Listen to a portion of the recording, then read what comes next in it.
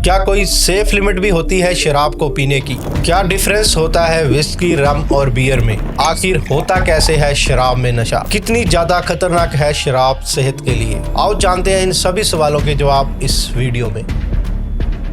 Alcohol एक systematic poison है। इसका मतलब है कि शराब बॉडी के हर एक ऑर्गन को इफेक्ट करती है, सर के बाल से लेकर पैर के अंगूठे तक। कुछ लोग सोचते होंगे मैं तो रोज का शराबी नहीं हूँ, कभी कभार ही पीता हूँ, पर सच ये है कि अल्कोहल की कोई भी सेफ लिमिट एग्जिस्ट ही नहीं करती। साइंस के अकॉर्डिंग भी देखा जाए, safest level of alcohol for human health 0 ही है। बचपन में हमारे दिमाग में अल्कोहल को लेकर एक अलग ही इमेज बनता है। लगता है कि ये कोई हाई फाई ड्रिंक है जो सिर्फ इंसान द्वारा बनाई गई है, लेकिन असल में दोस्तों अल्कोहल कोई नई इन्वेंशन नहीं है। ये एक नेचुरल चीज़ है जिसका इतिहास इंसानों के इतिहास से भी ज़्यादा पुराना है। इसी वजह से ये हमारे लाइफ और कल्चर के साथ हमेशा से ही जुड़ा रहा है। एक्चुअल में अल्कोहल की कहानी कुछ इस तरह है। जब पेड़ों पर लगे हुए फ्रूट्स बहुत ज़्यादा पक जाते हैं तो उनमें स्वीटनेस का लेवल काफ़ी बढ़ जाता है। ये मीठापन एक छोटे से ऑर्गेनिज्म को अपनी ओर अट्रैक्ट करता है, जिसे हम ईस्ट कहते हैं। ईस्ट एक सिंगल सेल्ड फंगस होता है जिसे माइक्रो ऑर्गेनिज्म भी कहा जाता है, और ये ईस्ट ज़्यादा पके या गले सड़े फलों के अंदर मौजूद शुगर को खाने लगता है, और इस प्रोसेस के साथ एक केमिकल रिएक्शन होता है जिससे पैदा होती है कार्बन डाइऑक्साइड और अल्कोहल। इस पूरे प्रोसेस को फर्मेंटेशन कहा जाता है। कार्बन डाइऑक्साइड अब हवा में रिलीज हो जाती है, लेकिन अल्कोहल फ्रूट्स के अंदर ही रह जाता है। साइंटिस्ट का मानना है कि लाखों साल पहले जब बंदर ही इंसानों के पूर्वज हुआ करते थे तो वो पेड़ों पर लगे हुए ज़्यादा पक चुके फर्मेंटेड फलों को रेगुलरली खाया करते होंगे। शुरुआत में इन फलों को खाने से उन्हें थोड़ा इंटॉक्सिफिकेशन फील होता होगा, लेकिन हज़ारों सालों के एवोल्यूशन के बाद उनका बॉडी सिस्टम धीरे धीरे अल्कोहल को टॉलरेट करने के लिए अडॉप्ट हो गया होगा।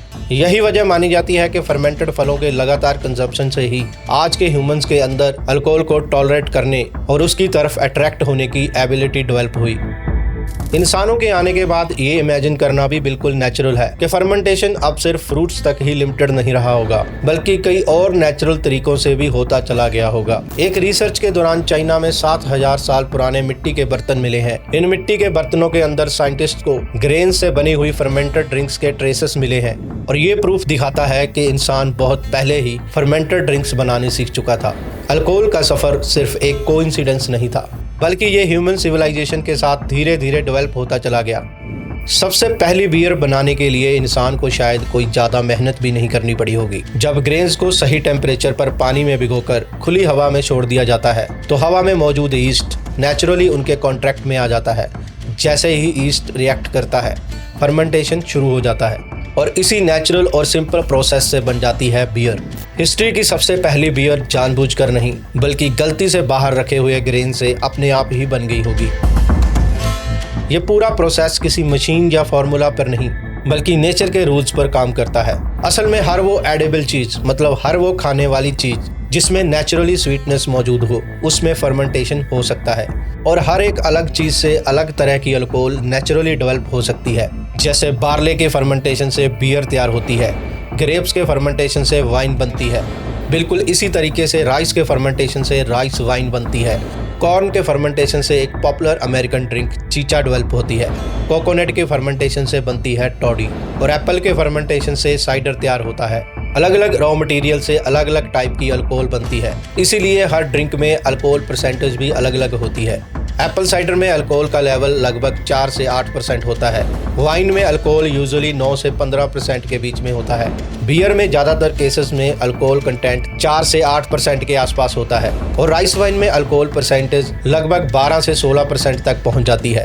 इसीलिए सोर्स चाहे कोई भी हो, नाम चाहे कुछ भी हो, असली डिफरेंस अल्कोहल की स्ट्रेंथ और क्वांटिटी ही होता है। फर्मेंटेशन के थ्रू जितनी भी नेचुरल अल्कोहलिक ड्रिंक्स बनती हैं, उनमें अल्कोहल परसेंटेज आमतौर पर 18 से लेकर 19 से ऊपर नहीं जा पाती। इसका रीज़न ये है कि जैसे ही अल्कोहल लेवल एक सर्टन लिमिट के ऊपर जाता है, ईस्ट सर्वाइव नहीं कर पाता और फर्मेंटेशन का प्रोसेस अपने आप ही रुक जाता है। फिर हिस्ट्री के किसी पॉइंट पर इंसान ने ऑब्जर्व किया कि गर्म करने पर अल्कोहल और पानी एक जैसा बिहेव नहीं करते। अल्कोहल वाटर के कंपैरिजन में हीट होकर जल्दी भाप बन जाता है, और जब भाप को वापस लिक्विड फॉर्म में लाया जाता है तो जो लिक्विड मिलता है उसमें अल्कोहल कंसंट्रेशन अब पहले से बहुत ज़्यादा होती है। इस प्रोसेस को डिस्टिलेशन कहा जाता है और इसी प्रिंसिपल पर आगे जाकर विस्की, रम और ब्रांडी जैसी ड्रिंक्स बनती हैं। इन ड्रिंक्स में अल्कोहल परसेंटेज अब नॉर्मली 30 से लेकर 60% तक पहुंच जाता है।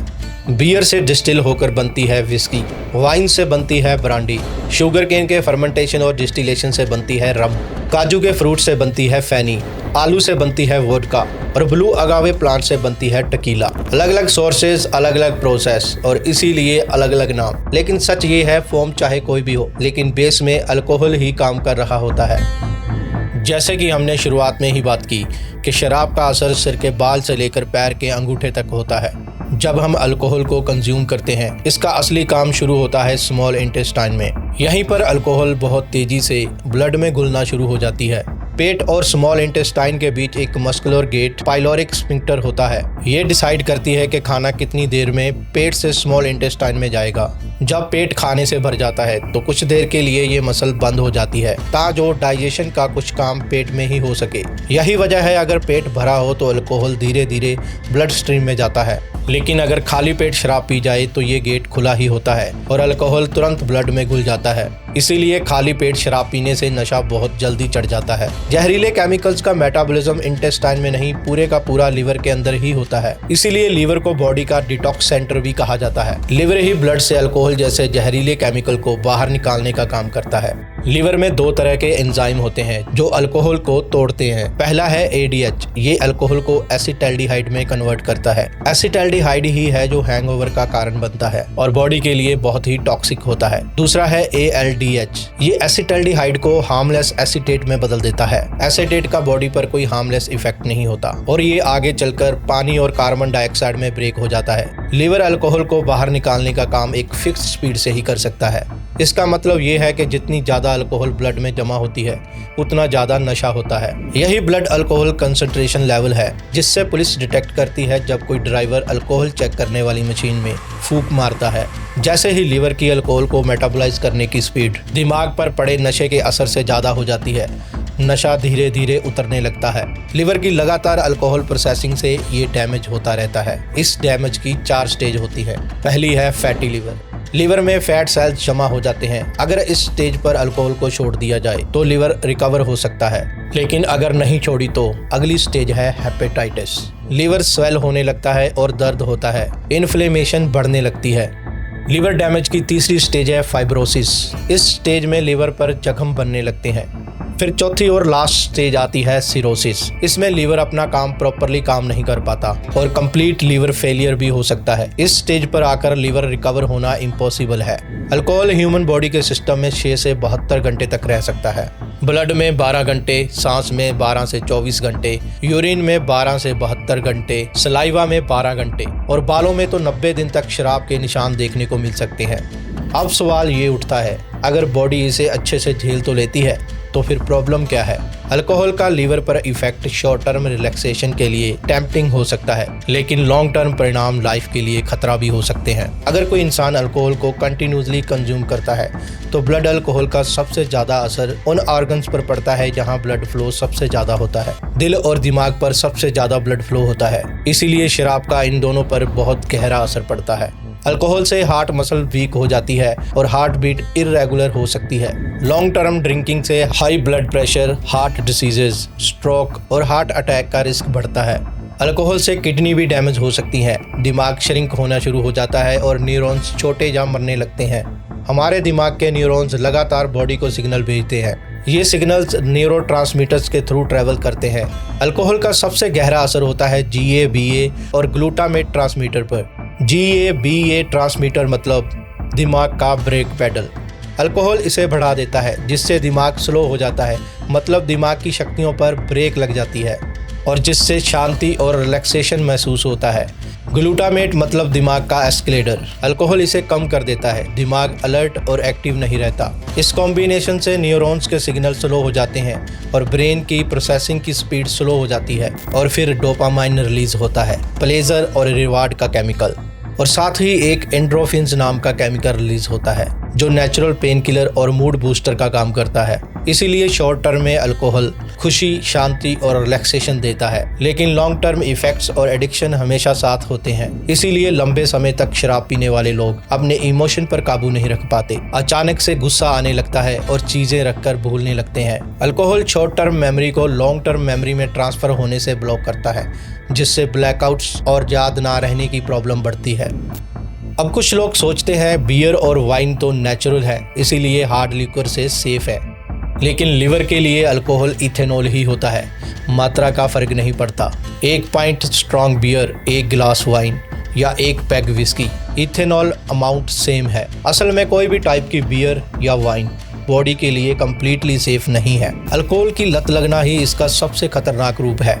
शराब ब्रेन के रिवार्ड सिस्टम को हाईजैक कर लेती है और यही एडिक्शन का मेन रीजन बनता है। शुरुआत में अल्कोहल स्ट्रेस को दूर करने का एक शॉर्टकट लगता है, लेकिन धीरे धीरे शराब इंसान का एक इमोशनल सहारा बन जाती है। दिमाग में डोपामाइन रिलीज होता है जो टेम्परेरी प्लेजर और हैप्पीनेस फील कराता है, लेकिन लगातार ड्रिंकिंग से ये प्लेजर नॉर्मल लगने लगता है और अब उस इंसान को और ज़्यादा स्ट्रॉन्गर अल्कोहल चाहिए होती है वही प्लेजर पाने के लिए। मतलब जो पहले 2 बियर में अच्छा फील होता था, अब उसके लिए 4 बियर चाहिए होती हैं और फिर धीरे धीरे ये प्रोग्रेशन ऐसी हद तक पहुंच जाती है कि नॉर्मल काम करने के लिए भी इंसान को अल्कोहल का सहारा लेना पड़ता है। जब शराब को अचानक छोड़ा जाता है तो हाथ कांपना, पसीना आना, एंग्जाइटी इतनी बढ़ जाती है कि रात को नींद नहीं आती। ऐसा लगता है कि अगर मैंने शराब नहीं पी तो मैं सरवाइव नहीं कर पाऊंगा। शराब से पैसा तो बर्बाद होता ही है, साथ में पति पत्नी का रिलेशन भी खराब हो जाता है। घर में छोटी छोटी बात को लेकर झगड़े और स्ट्रेस जो बच्चों पर भी नेगेटिव इम्पैक्ट डालते हैं। इंडिया के रूरल और लो इनकम एरियाज में अल्कोहल इजीली अवेलेबल है और कई लोग एक दिन की मेहनत की कमाई कुछ घंटों की हैप्पीनेस में ख़त्म कर देते हैं। कोरोना वायरस के लॉकडाउन का टाइम याद करो, जब रोज़ की ज़रूरत की चीज़ें जैसे दूध, सब्जियां और मेडिसिन मिलना मुश्किल था, लेकिन शराब हर जगह इजीली अवेलेबल थी। अब सवाल आता है, क्या अल्कोहल की एडिक्शन से बचा भी जा सकता है? सबसे पहला स्टेप तो प्रॉब्लम को एक्सेप्ट करना ही है, क्योंकि लोगों को ये एक्सेप्ट करने में ही महीने लग जाते हैं कि मैं सच में शराब का आदी हो चुका हूँ। लेकिन अगर आप ये वीडियो यहाँ तक देख रहे हो तो इसका मतलब आप रेडी हो बेटर लाइफ के लिए।